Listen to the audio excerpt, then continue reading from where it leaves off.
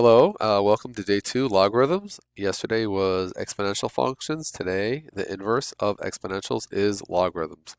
Logarithms is finding the exponent on a base.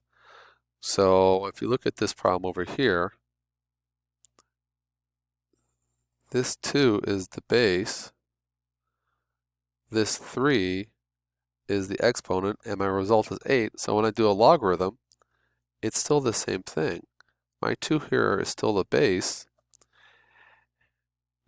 the exponent is 3, and my result is 8. So when I say the log base 2 of 8, I'm looking for that exponent on that base 2 to give me a result of 8, and that is 3, and I call this the little curl method. Now we do have different type of logarithms. Log base b, this little b here is the base. It could be any number. This base could be any number that's greater than 0 but not equal to 1. It can't be negative. And this is its inverse. We have the common log, which is base 10. That is on your calculator. And the natural log, which is base e. E is this very special number. And we use that for things that we talked about that were continuous. We have certain properties of logs, some general properties.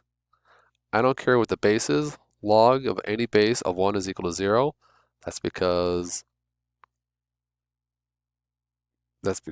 b to the 0 is always equal to 1. Log base b of b is going to equal 1. Well, that's because b to the first is equal to b. And these other properties kind of come hand in hand. And then we have the whole idea of what do logs and exponentials do to each other. They kind of cancel each other out. I get n, cancel each other out. Base 10, base e, they cancel each other out. But we should also remember some exponent rules that are important to us. And my exponent rules that I need to remember to do some of these problems are something raised to a negative exponent is 1 over, okay? Something raised to a fractional exponent is a root.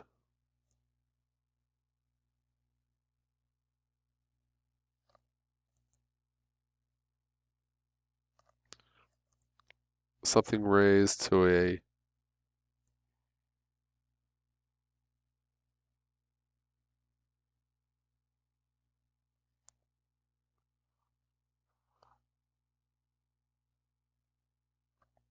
something raised to a fractional exponent with a numerator and a denominator is a root and a power. And then finally, something raised to a negative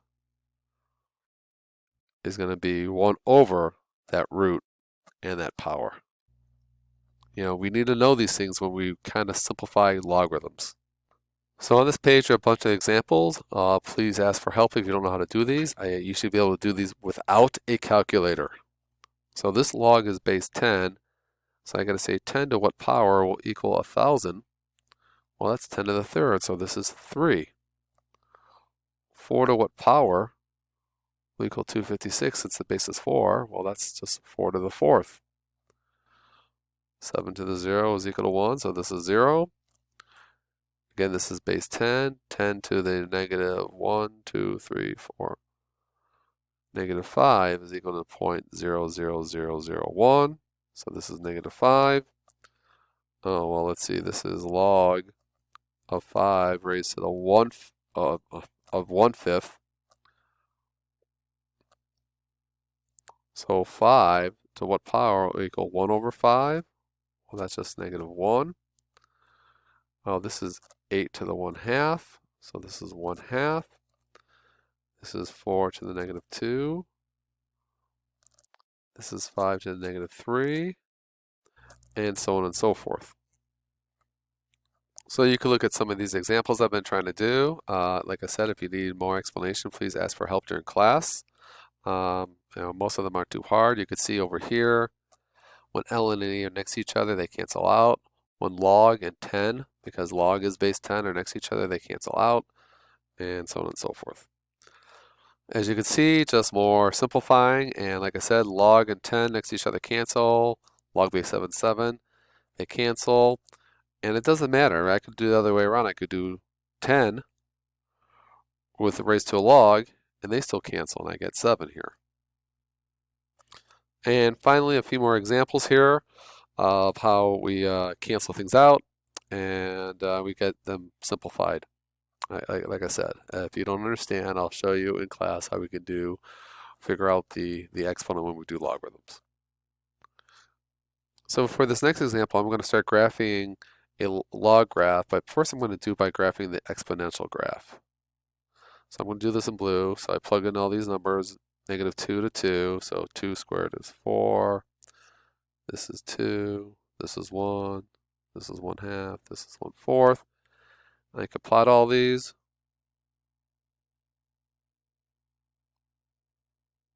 The best I can.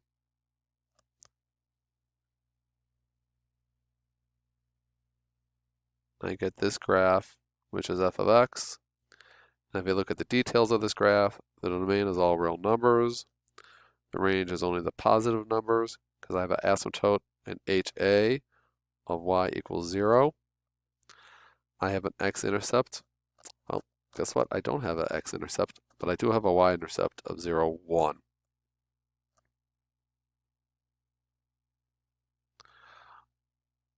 Now I'm going to graph the log graph, but knowing that these are inverses of each other. So I'm going to graph this one next in red. And when I do an inverse,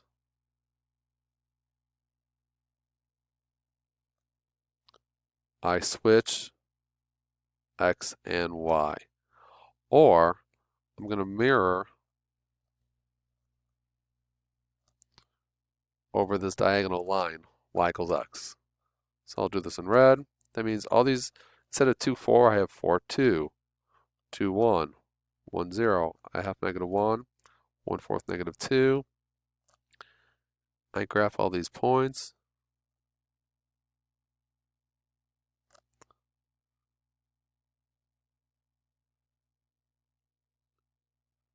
I get this graph. This is the g of x, the log graph.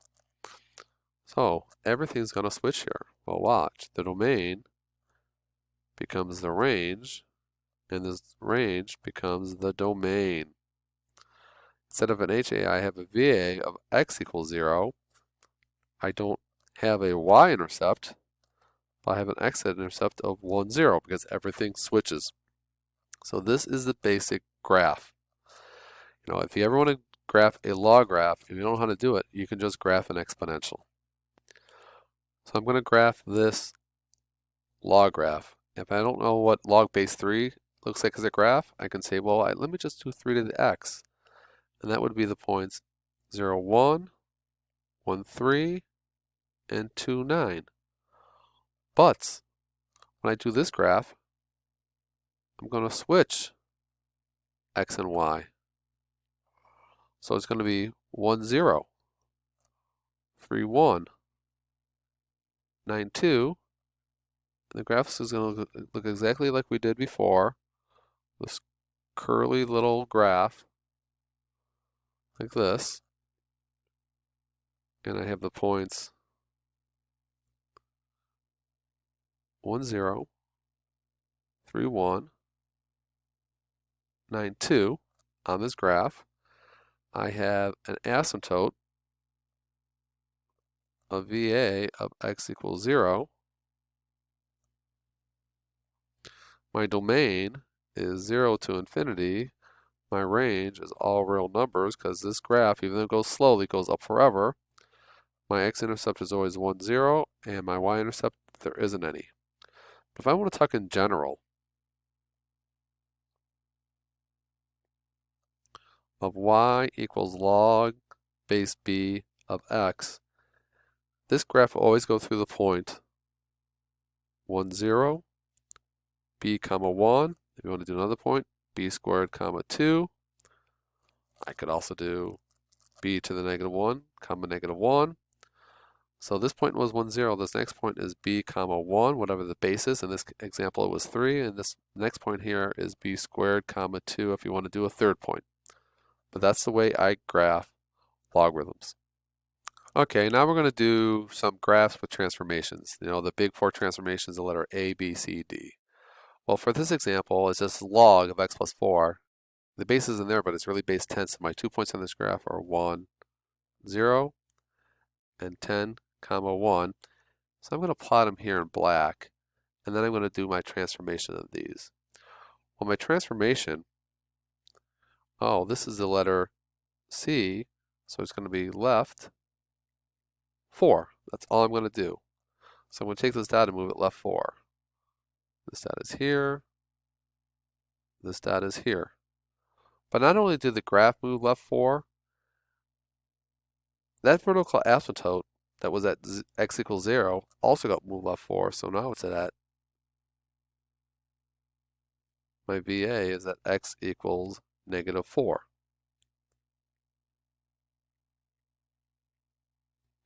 So now when I want to draw my graph, I'm going to draw the same kind of curly little graph that I did before, going through my blue dots.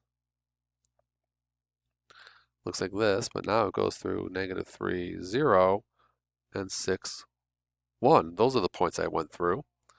My domain is negative 4 to infinity. My range is all real numbers. My x-intercept is negative 3, 0. And my y-intercept, well, I would have to do the y-intercept by using x equals 0. And I plug 0 in here. I get log of 4. I don't really know what the log of 4 is, so 0 comma log of 4 is my y-intercept. Okay, so I always start with a parent graph. In this case, it was the points 1, 0, and 10, 1, and then I do my transformations from there. So for this next example, I actually have more transformations. I have an A, a C, and a D. My parent graph is ln of x. The base on ln is e. So my 2 points on the graph are 1, 0, e comma 1, where e is about 2.7. And you can see my black dots on this graph. And my transformations are A is a vertical stretch by 2, or what I call it 2 times the y value. My C is right 1. And my D is up 3. I should do them in that order. So right here, I'm going to start at 1, 0. I'm going to multiply the y by 2. It stays at 1, 0. I'm going to go right 1 and up 3. 1, 2, 3. And now I'm right here at this point, 2 comma 3. And then I'm going to take this point here at e comma 1. I'm going to multiply by 2. You get e comma 2. Right 1, up 1, 2, 3. So I'm kind of at this point, e plus 1 comma 5, which is about 3.7 comma 5. Now remember, since I move right 1, that asymptote gets moved right 1. So normally it's at x equals 0. Now it's at, my VA is at x equals 1. And I'm going to draw this blue graph through these dots. And it's got stretched a little bit, but it's not going to be as flat as before. It's still going to be that curly little thing. Something like this. And my domain is 1 to infinity. My range is still all real numbers. My x-intercept and my y-intercept, well, there is no y-intercept. That's obvious. My x-intercept, I'm going to have to do some calculations. I'm going to move this up a little bit. So my y-intercept is when I make y equal to 0. So I'm going to do that down here. 0 equals 2 ln of x minus 1 plus 3. I'm going to bring the 3 over. I'm going to divide by 2. I get ln of x minus 1 is equal to that. And to get rid of this, I'm going to put the little e here. I'm going to curl it. So I get e to negative 3 over 2. is equal to, when I bring it back, x minus 1. So the x-intercept is going to be e to negative 3 over 2 plus 1. E to negative 3 over 2 plus 1, comma 0. Whatever that number is, I have no idea. Okay, ask questions if you need help. Thank you.